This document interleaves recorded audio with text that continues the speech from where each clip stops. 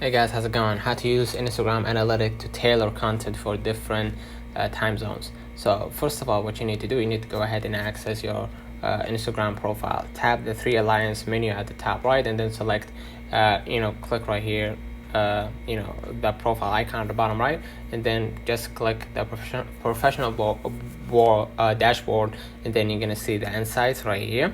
And basically, in the insights section, view your audience tab. It displays data on your followers location, including countries and cities, and then note the predominant time zones where your audience is located.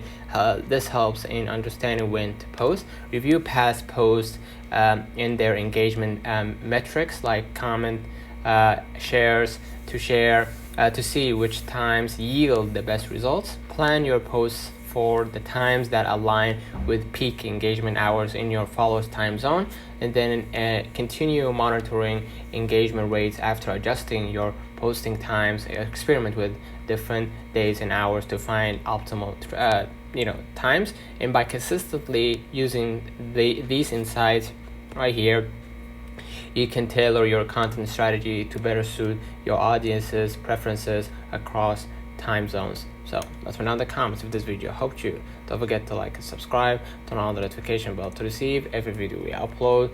Thank you for watching.